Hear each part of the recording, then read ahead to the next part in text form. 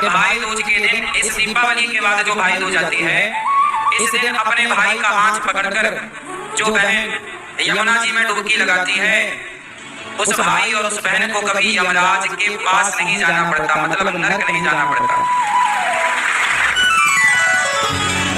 इसे यम द्वितीया भी कहते हैं। इस भाई दूज को क्या बोलते हैं? यम द्वितीया। आपको पता है यमुना जी किसकी बहन है? यमराज की। यमुना जी किसकी बहन है? यमराज की। और यमराज कौन है? मृत्यु के देवता हैं। मृत्यु का डिपार्टमेंट पूरा यमराज के पास है। वही नरक में चक्की चलवाते हैं, वही नरक ले जाने वाले हैं। तो जो यमराज जी हैं, उनकी बहन यमुना है। एक बार यमुना जी अपने भाई से मिलने गई, तो वहां जाके देखा अब भाई जहां रहेगा बहन वहीं तो जाएगी। तो यमराज जी अपनी बहन से मिले। यमुना जी ने कहा भैया ये तुम्हारे यहाँ ये चीख पुकार क्या है, जरा दिखाओ तुम करते क्या हो, कारोबार क्या है तुम्हारा? तो यमराज जी बोले हमारा नरक का कारोबार है, नरक में लोगों को प्रताड़ित करते हैं। यमुना जी बोली चलो घुमाओ जरा अपना नरक। तो जब यमुना जी घूमने गई तो वहां रौरव महारौरव अंधता में से कुंभीपाक ऐसे नरक थे। कोई तेल की कढ़ाइयों में तला जा रहा है इंसान, जैसे आप लोग मछली वछली तलते हो ना, मुर्गा, ऐसे ही आपको भी तला जाएगा। तो वहां पे ये सब यात्राएं मिल रही थी। जैसे कोई अपने पति को धोखा देके पर पुरुष से प्यार करे, कोई पत्नी को धोखा देके पर नारी से प्यार करे, तो ऐसे पुरुषों को भी एक नरक में वहां लोहे की स्त्री, लोहे का पुरुष था, लाल गरम उससे चिपका रहे थे। तो यमुना जी बोली कि भैया ये क्या हो रहा है? बोले ये जो औरत दूसरे पुरुष से संबंध रखती है अपने पति को छोड़कर, उसे यहाँ लोहे के पुरुष से चिपकाया जाता है, गरम लाल। और जो पुरुष पराई औरत से संबंध रखता है उसे लोहे की स्त्री से चिपकाया जाता है। बड़ी यात्राएं मिलती हैं, बड़ा कष्ट होता है। आप अपने भाई की सारी जमीन जा जाकर हड़प लें तो युद्ध तो होगा, और युद्ध में फिर तुम्हारा नाश होगा। जो गलत करता है उसका नाश होता है। इसलिए अपने भाई की संपत्ति जरा भी ना हड़पना, वरना पतन होगा, तैयार रहना।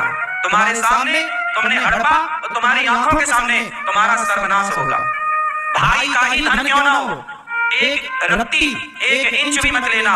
जो मेरा है वो मेरे पास, आपका है आपके पास। पिता का बंटवारा जब हो तो दो भाई हैं तो बराबर, चार भाई हैं तो बराबर ले लो, कोई ज्यादा कम। हाँ, बाप अपनी मर्जी खुशी से किसी को ज्यादा दे दे तो अलग विषय है, पर खुरापात करके कोई भाई ने ज्यादा ले लिया तिगड़म करके तो पतन के लिए तैयार रहिएगा। तुम्हारी आंखों के सामने इसका परिणाम तुम्हें भोगना पड़ेगा, क्योंकि जो औरों की बददुआएं हैं, अब तुमने ज्यादा ले लिया तो छोटा भाई या बड़ा भाई जिसको कम मिला वो तुम्हें दुआएं तो देगा नहीं। किसी का अधिकार, किसी का हक छीनना बहुत बड़ा पाप है। इसी के कारण महाभारत हुआ। और महाभारत में न्याय किसने किया? अर्जुन ने न्याय नहीं किया, भगवान कृष्ण। क्योंकि अधर्म कोई भी करे उस अधर्म का न्याय भगवान ही करते हैं। हाँ, God wills grant slow but sure, ईश्वर के घर देर है, अंधेर बिल्कुल नहीं है। न्याय तो होगा। तुमने एक इंच भाई की जमीन हड़प ली तो तुम्हें कई फीट गंवानी पड़ेगी, तुम्हें कहीं ना कहीं से तो भगवान वसूलेगा। इसलिए ईमानदारी से किसी का कुछ हड़प मत लेना। आजकल तो आदमी हड़प नहीं बैठा, भाई का हड़प लेते हैं, नाश हो जाएगा। अति ना करना साहब, अति है तो अंत भी है। मेहनत और ईमानदारी पर विश्वास रखो। जो आपका है वो आपका, 1 रुपए आपका है तो आपका है, लाख रुपए किसी और का है तो वो किसी और का है, वो अपना नहीं, उस पर नियत ना रखो। महाभारत की तीसरी गलती कौन बताएगा? हाँ बेटा बताओ, बैठे बैठे। हाँ, धृतराष्ट्र ने जुए में छल कराया। धृतराष्ट्र ने ही जुए का षड्यंत्र रचाया था, पता है आपको? उत्तर, जवान बेटी के साथ लंबे समय तक अकेले एकांत में रहना। चाहे जवान बेटी के साथ आपका जवान बेटा, मतलब जवान भाई या पिता, क्या रहना सही है? बोलो, सोचिए। शास्त्रों में लिखी, भागवत जी में ये बात लिखी कि नहीं रहना चाहिए, पर जब मैंने ये बात कही तो लोगों ने कहा आप क्या कह रहे हैं, आपको तो अक्ल ही है। ठीक है भैया, तुम्हें अक्ल है। आज आप देखिए कि समाज में देखने को मिल रहा है। अभी परसों नरसों मेरे पास एक माँ आई, बूढ़ी माँ, कथा सुनने आई। बताया, उन्होंने मेरी ये बात टीवी पर सुनी होगी। उन्होंने बताया कि बेटा तुम कितना अच्छा समझाते हो, लेकिन लोग उसे ना समझ के उसे तर्क करते हैं। उस माँ ने कहा कि अभी कुछ दिन पहले एक भाई बहन ने विवाह कर लिया।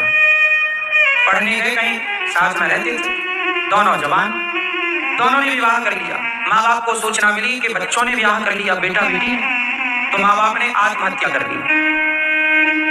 ऐसा उस माँ ने मेरे से बताया, कहीं की घटना। आज आप टीवी पे आए दिन सुनते हैं, अखबारों में, कि कुछ बेटियों के साथ उनके अपने पिता, कैसी कैसी हरकत आप समाज में टीवी पे, न्यूज़ों पे, अखबार में सुनते हैं। क्या ये सुनने को मिलता है कि नहीं? बोलो, कि एक पिता ने, एक भाई ने, मिलता है ना? आप सबने शायद सुना होगा। तो सुना क्यों? क्योंकि हो रहा है। इसलिए हमारे शास्त्रों ने यह भी रोका कि भाई अपनी जवान बेटी मात्रा स्वस्त्रा विवित्रा वा नाम विविक्ता सनो भवे बलवान इंद्र यग्रामो विद्वान समर्थ कर सकी, लिखा है भागवत जी के 9वें स्कंद में। ये आती जी कह रहे हैं, बलवान इंद्र यग्रामो, इंद्रियां इतनी बलवान है। दोष आपका नहीं है, दोष इंद्रियों का है। इस मन का कभी भरोसा ना करना, इस मन का कभी भरोसा ना करना, इन इंद्रियों का कभी भरोसा ना करना कि ये मन, ये इंद्रियां किस पर जाके टूट पड़े। इसलिए ये स्थिति ही पैदा ना करो कि ये स्थितियां पैदा हो। इसलिए शास्त्र कहते हैं कि पिता को भी अपनी बेटी के साथ लंबे समय तक एकांत में नहीं रहना चाहिए। इसलिए हमारे यहाँ क्या कहते हैं, लड़कियां अलग, लड़कियां घर की बेटियां माँ के साथ सोती हैं।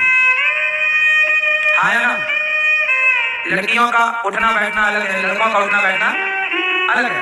हमारे गांव में, घरों में ये मर्यादाएं थी कि लड़कियों का उठना बैठना माँ के साथ है, लड़कों का बैठना उठना पिता के साथ। एक टाइम बाद, छोटे बच्चे हैं तब तक तो माँ की गोद में ही रहते हैं, पर एक टाइम बाद जब वो जवानी की ओर बढ़ते हैं तो उनके लिए मर्यादा घर पर भी हो जाती है। बेटी के पास भी कमरे में, बेटी के कमरे में भी बाप जाए तो पहले दरवाजे को नॉक कर ले, खटखटाए, बेटी मैं आऊं क्या? पता नहीं बेटी वो समय के सहारे में बैठी है।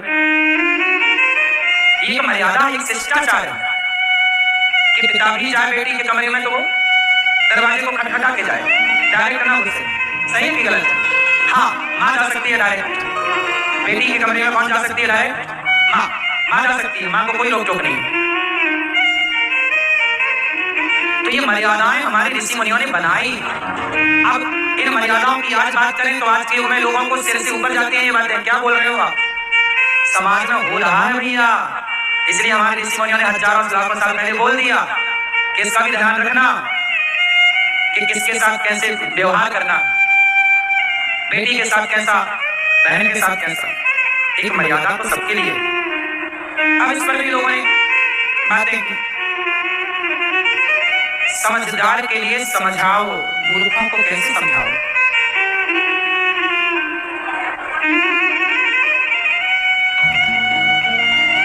कुछ चीजें ऐसी हैं जो बताने की भी नहीं। अब शास्त्रों में बहुत स्पष्टता से सारी बातें लिखी हैं, पर मैं उस स्पष्टता से बता नहीं सकता। इसलिए कुछ बातें मैं इशारों में बताता हूँ कि देखो आप समझदार समझ लो, क्योंकि कथा में सब लोग बैठे होते हैं, बच्चे भी हैं, बूढ़े भी हैं। बहुत स्पष्टता से हर बात बताई भी नहीं जा सकती, पर आपको समझना तो है, इसलिए लिखी गई है क्योंकि उनकी जरूरत है। आया ना? इसलिए एक और समाधान है कि आप स्वयं से शास्त्रों को पढ़ें। क्या करें? पढ़ो। इसलिए कहते हैं महाभारत पढ़ो, इसलिए कहते हैं भागवत जी पढ़ो, रामचरितमानस खुद पढ़ो, कुछ पढ़ो भी आपकी भी जिम्मेदारी है। हर लड़की का बाप और हर लड़की की माँ कान खोलकर सुने। आप अपनी बेटी को यदि मायके में सुख दे रहे हैं तो आप अपनी बेटी के सबसे बड़े दुश्मन हैं। आप अपनी बेटी को मायके में सुख ना दीजिए। जिस लड़की का मायके में सुख पूर्वक जीवन गुजरता है ना, उस लड़की का ससुराल में दुख पूर्वक जीवन गुजरता है। और जिस लड़की का मायके में दुख पूर्वक जीवन गुजरता है, स्ट्रगल मायके में होता है, उसे ससुराल में सुख मिलता है। बाप कहता है अरे मेरी बेटी है, ससुराल जाएगी, वहां तो काम करना ही पड़ेगा बेटा, घर में कुछ मत कर। जब घर में कुछ कराया ही नहीं तो ससुराल में करेगी क्या, सीखेगी कहाँ? माँ बाप का घर ही यूनिवर्सिटी है, माँ बाप का घर ही लड़की का सबसे बड़ा स्कूल है, कॉलेज है, यूनिवर्सिटी है। हाँ या ना? यदि हर बाप अपनी बेटी को मजबूत बनाए तो तुम्हारे घर जो बहुएं आएंगी ना, फिर वो बहुएं भी मजबूत संस्कारी आएंगी, क्योंकि बेटी ही तो बहू बनेगी। कोई बहुएं आकाश से थोड़ी टपकती हैं। आजकल के माँ बाप ना सबसे बड़े दुश्मन बन गए हैं बच्चों के। जरूरत से ज्यादा मेरी बेटी तू काम मत कर, तू झूला झूल, प्यार करेंगे तेरे से, मेरी गुड़िया, मेरी प्यारी बेटी, कुछ काम न कर, कपड़े मत दो, रोटी मत बना, जल जाएगी, हाँ ये मत कर, ये मत कर, कुछ मत कर, बस झूला झूल। अच्छा है, कल ससुराल जाएगी और उसके जीवन में यदि रोटी बनाना लिखा है, चूल्हा फूकना लिखा है, तो भाई बनाना तो पड़ेगा ना उसे। फिर वो रोएगी, पापा भाई हमसे नहीं रोटी बनवा रहे हैं। हाँ, फिर आप कहा बेटी रोटी बना? अच्छा दामाद जी हमने बेटी दी है कि नौकरानी दी है? आ जाओ वापस। माँ बोलती मैं गुंडे भिजवा रही हूँ, ये महाभारत चालू। तुम्हारी बेटी को ना एक जरा चुभन हो जाएगी, कांटा भी लग जाएगा, माँ कांटा लग गया, मेरे कांटा लग गया, वो रोटी की ना भाप लग गई, उंगली लग गई, और बना लो चूचू। ऐसे ही तुम्हारी बहू होगी, जरा जरा बातों को वो अपने माँ बाप को फोन लगा लगा के बताएगी। तुम्हें शर्म नहीं आती? बेटी तुम्हें फोन लगा के बात करती है, दिन भर अपना दुख बताती है, थोड़ा मजबूत बनाती ना मेरी माँ कि बेटा ये सब सहना पड़ता है, बर्दाश्त करना पड़ता है।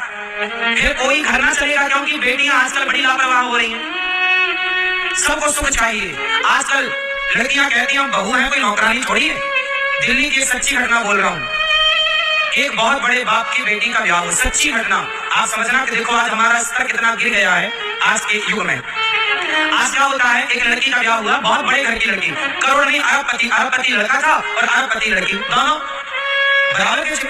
लड़की क्या कमी थी, अरबपति थी। क्या हुआ, एक दिन क्या हुआ, घर में मेहमान आ गए। सुनो, मेहमान आ गए तो ससुर ने अपनी बहू से कह दिया कि बेटा मेहमान आए हैं, जरा मेहमानों को पानी ले आओ।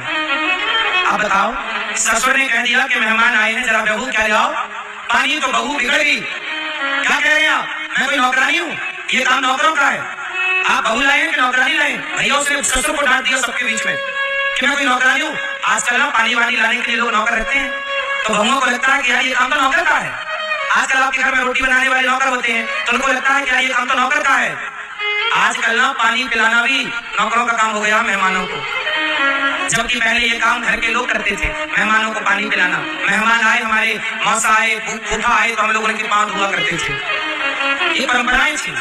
अब सोचो, उस लड़की ने कहा कि आपने नौकरानी समझ लिया, वो चली गई, इतनी सी बात के लिए उसने तलाक दे दिया अपने पति को कि तुमने हमें नौकरानी बनाया, हमसे पानी लाने को क्यों कहा? सोचो जरा, और ये भी कोई बात थी तलाक लेने की, और ये भी मुद्दा है।